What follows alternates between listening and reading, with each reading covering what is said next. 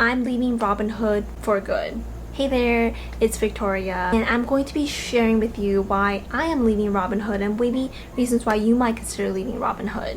If you're also in the process of looking for a new broker or you are thinking about moving off of Robinhood, then in this video I will go through all of that. These are all my personal reasons. I really want to be transparent about what platform I'm using to invest my money. There's so many options out there that are just as good, if not better, than Robinhood and what they offer. Before we continue, be sure to give this video a thumbs up and leave it in the comments below if you use Robinhood or are considering moving off of Robinhood. I'll be sharing some of the pros and cons for other investing platforms, and then I'll be sharing with you where I've decided to move to. Around the beginning of this year, I have been considering moving out of Robinhood. I just never did the thing because it just seems like a lot of work. I think Robinhood is such a great platform for anyone who is new to investing and just getting started. It has such a user-friendly interface where you can easily buy and sell stocks. I think because of how easy the platform is, it has really allowed so many people to begin trading. So prior to Robinhood, a lot of the traditional brokerages like your Fidelities and your Charles Schwabs, not user-friendly, so people, even myself, felt uncomfortable using those platforms. And on top of that, they charge the huge commission fee that basically eats away your profits. But because of Robinhood, they've introduced a no commission platform, and that's user friendly for beginners. Robinhood as a company, as a product, has really revolutionized and changed the whole industry for consumer trading. So I definitely do love Robinhood and their vision and their goals, what they have accomplished so far. But with that said, there are definitely a lot of things that I personally have experienced that I don't like about Robinhood. So let's get into that right now. First being that there's a lack of support on the platform. For anyone who uses Robinhood or have tried to reach out to customer service, they know that it is very frustrating to get in touch with them. There's no direct point of contact, and what you'll need to do is send them an email.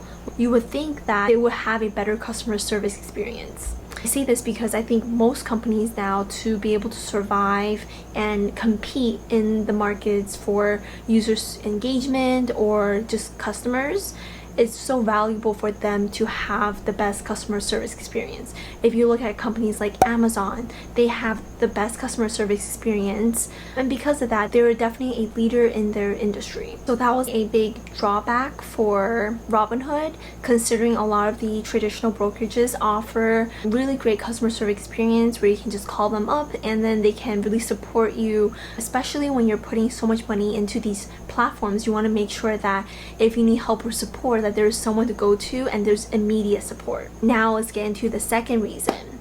There has been many scandals with Robinhood. So even since the beginning, and I was definitely aware of this when I got onto the platform, but because at that time when I first opened my Robinhood account, they were the only commission-free brokerage available. As you can see, they've always had some sketchy things that they were doing in the background, and I personally don't feel comfortable working with a company that is not being transparent about how they make money and what they're doing with your money. But now, considering the fact that there are so many more options out there in terms of brokerages that offer no commissions, it's definitely one of the bigger reasons for me to reconsider putting my money into Robinhood. Now, the third reason being that it is just a very unreliable app.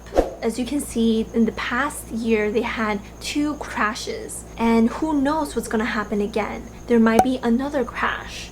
The first crash happened and we thought it wouldn't happen again, and then the second one happened. We want to consider investing in a more reliable platform. And although I wasn't directly impacted by the crashes that happened this year, I do not want that to happen to me and then consider moving off. That's why I'm considering moving off right now. Fourth thing is that there's just been too many issues on the news right now about accounts being hacked or accounts being liquidated. As a user of the platform, I don't feel like I can trust Robinhood, and it really comes down to their security. And I know that it really depends on how you set up your account. If, for example, you didn't set up the 2FA authentication, but as a user of the platform, hearing these kind of news on the press, it really concerns me. Another reason why I'm considering moving off to a much more secure platform. so many options out there now that are like, for example, traditional brokerages, and then there's a lot of tech companies that are starting to pop up. And after doing some research into the other brokerages, I have moved my account to Webull. Now I'm going to be going over some of the pros and cons of Webull. Other brokerages you may consider depending on your situation. Webull is really great for beginners and also advanced users. So I see myself using a platform where I can also learn from and grow my investment strategies. What's so great about Webull is that they have a thing called paper trading, where you can basically have $1 million of paper money to play and trade with and to learn about trading and the platform. I think it's a really great way for beginners who are wanting to dabble with trading but don't know too much about trading yet and are not willing to risk their own money.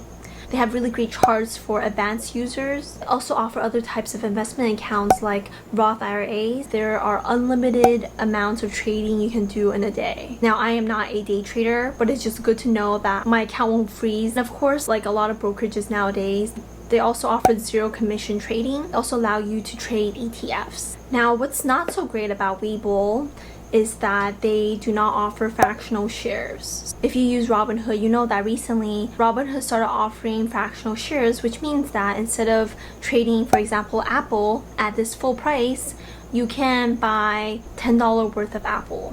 And that way you can buy stocks even if you don't have the full amount for each stock. They don't have fractional shares. If investing in fractional shares is so important to you, I was also looking at another platform called M1 Finance, and I am also opening an account with them.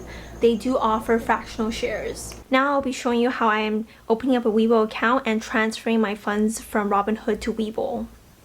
Now, I do have a referral link. It really helps support me. You will also get 3 free stocks, one for just signing up, and then you'll get 2 additional stocks when you deposit $100. This really helps support my channel, so if you are thinking about opening up a Webull account, definitely do it with my link listed in the description. It looks pretty intuitive, although it's definitely a lot more complicated than Robinhood. And now what I want to do is, I already have my account set up, and to transfer funds from my other account, there is a section that says already trading with another brokerage. Now this is really great right now because they will reimburse your transfer fees up to $100. And I know Robinhood has a $75 transfer fee. So when we do transfer now, they can transfer any individual cash, margin, traditional IRAs, Roth IRAs, and rollover IRAs. Now I'll be selecting Robinhood because that's where my investment's currently. So for the transfer type, you can do a full transfer, which I also do not recommend, because if you do a full transfer, it will actually close down your Robinhood account.